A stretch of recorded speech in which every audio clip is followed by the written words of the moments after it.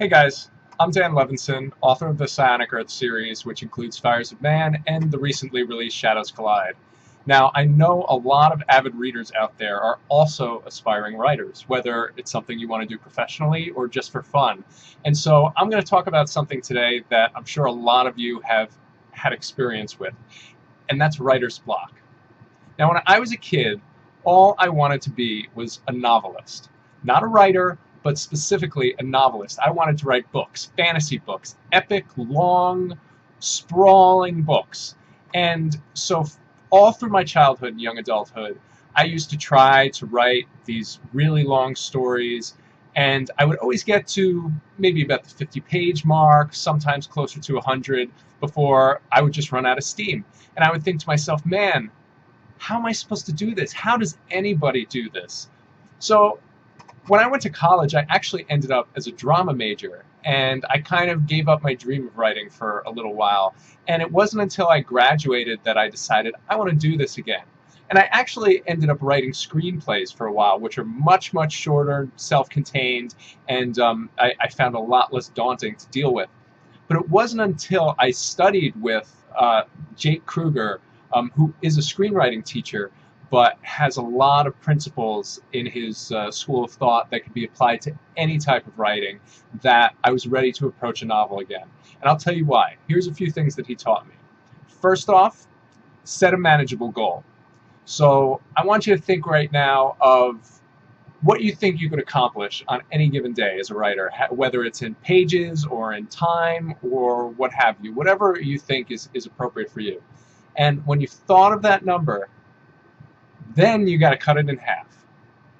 When you've cut it in half, that is a manageable goal. That's something that you could probably do on a regular basis, whether you decide to do it 3 days a week or 5 or 6 or whatever. And if in any event you should miss that day, don't add it to the pile. Don't accumulate a backlog of missed pages. Each day you start fresh, because if you don't, if you're just building it up and building it up with every page that you miss, that's a direct line into writer's block. And then when you get those pages done, then you get to pat yourself on the back. And I will sometimes literally pat myself on the back. It feels kind of good, and say, I'm a writer today.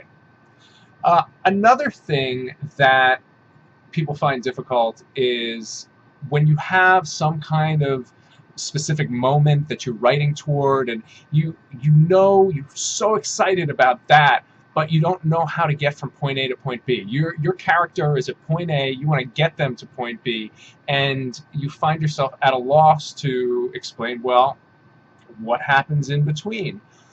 One of the things that I find is most helpful is if you just try and sink down into that character's head and tell the reader, put down on the page what that character is experiencing in the moment, whether it's their environment, the people they see, the way that they're feeling, what they're thinking about, whether something around them sparks a memory. Basically, you want to find any way in that you can to put words on the page, because that's what's important.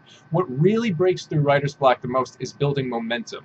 And sometimes you're starting from stasis. You're starting from 0 miles per hour. You have no idea what to write. And the important thing is to write anything, even if it's bad. And I actually enjoy writing longhand for my first drafts, because then I can cross stuff out and get kind of messy and write notes in the margins, and I don't feel like I'm looking at that perfect white page on the computer screen. Because when you're looking at that white page, and everything just is unmarred, you feel like you have to be perfect, and then you go back and you edit and you are trying to figure out what that next line is, and it's got to be perfect.